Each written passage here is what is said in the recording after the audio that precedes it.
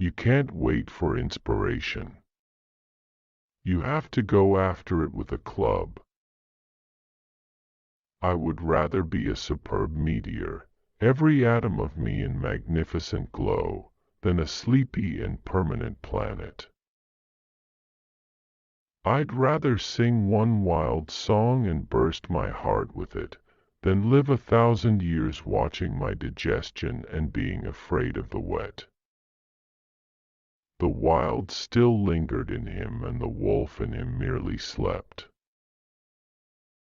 He was mastered by the sheer surging of life, the tidal wave of being, the perfect joy of each separate muscle, joint, and sinew, in that it was everything that was not death, that it was aglow and rampant, expressing itself in movement, flying exultantly under the stars. I would rather be ashes than dust. I would rather that my spark should burn out in a brilliant blaze than it should be stifled by dry rot. I would rather be a superb meteor, every atom of me in magnificent glow, than a sleepy and permanent planet. The function of man is to live, not to exist. I shall not waste my days trying to prolong them. I shall use my time. A bone to the dog is not charity. Charity is the bone shared with the dog, when you are just as hungry as the dog.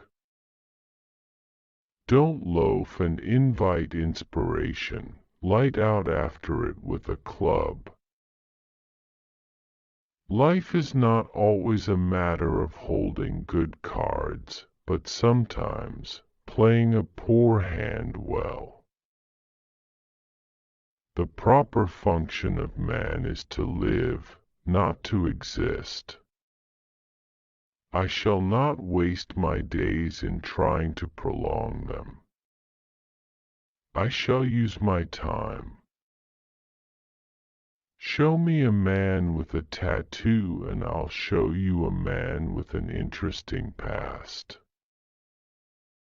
There is an ecstasy that marks the summit of life, and beyond which life cannot rise. And such is the paradox of living. This ecstasy comes when one is most alive, and it comes as a complete forgetfulness that one is alive. This ecstasy, this forgetfulness of living, comes to the artist, caught up and out of himself in a sheet of flame. It comes to the soldier, war mad in a stricken field and refusing quarter. Came to Buck, leading the pack, sounding the old wolf cry, straining after the food that was alive and that fled swiftly before him through the moonlight. And how have I lived? Frankly and openly, though crudely. I have not been afraid of life. I have not shrunk from it. I have taken it for what it was at its own valuation. And I have not been ashamed of it. Just as it was mine. But especially he loved to run in the dim twilight of the summer midnights, listening to the subdued and sleepy murmurs of the forest, reading signs and sounds. As a man may read a book, and seeking for the mysterious something that called, waking or sleeping, at all times, for him to come. As one grows weaker, one is less susceptible to suffering. There is less hurt because there is less to hurt. There is an ecstasy that marks the summit of life. This ecstasy comes when one is most alive, and it comes as a complete forgetfulness that one is alive. Ever bike? Now that's something that makes life worth living. Oh, to just grip your handlebars and lay down to it, and go ripping and tearing through streets and road, over railroad tracks and bridges, threading crowds, avoiding collisions, at 20 miles or more an hour, and wondering all the time when you're going to smash up. Well, now, that's something. And then go home again after 3 hours of it, and then to think that tomorrow I can do it all over again.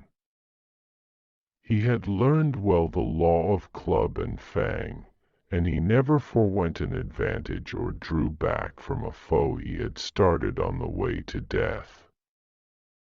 He had lessoned from Spitz, and from the chief fighting dogs of the police and mail, and knew there was no middle course. He must master or be mastered, while to show mercy was a weakness. Mercy did not exist in the primordial life. It was misunderstood for fear, and such misunderstandings made for death. Kill or be killed, eat or be eaten, was the law, and this mandate, down out of the depths of time, he obeyed. Deep in the forest a call was sounding, and as often as he heard this call, mysteriously thrilling and luring, he felt compelled to turn his back upon the fire and the beaten earth around it, and to plunge into the forest, and on, he knew not where or why, nor did he wonder where or why, the call sounding imperiously, deep in the forest. Why, if there is anything in supply and demand, life is the cheapest thing in the world. There is only so much water, so much earth, so much air, but the life that is demanding to be born is limitless. Nature is a spendthrift. Look at the fish and their millions of eggs. For that matter, look at you and me. In our loins are the possibilities of millions of lives.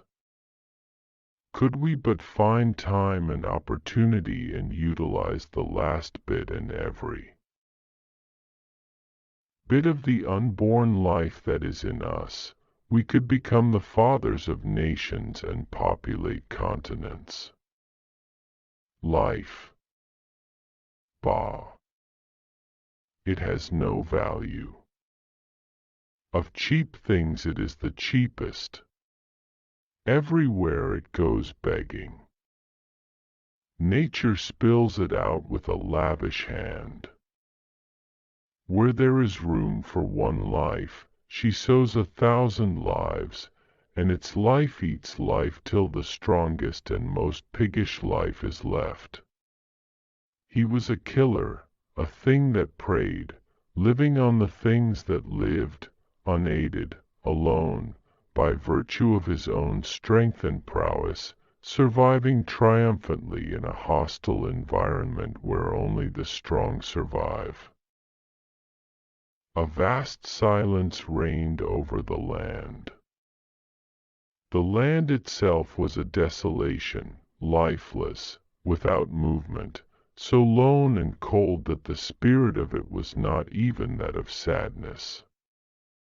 There was a hint in it of laughter, but of laughter more terrible than any sadness, a laughter that was mirthless as the smile of the Sphinx, a laughter cold as the frost and partaking of the grimness of infallibility. It was the masterful and incommunicable wisdom of eternity laughing at the futility of life and the effort of life. It was the wild, the savage, frozen-hearted Northland wild.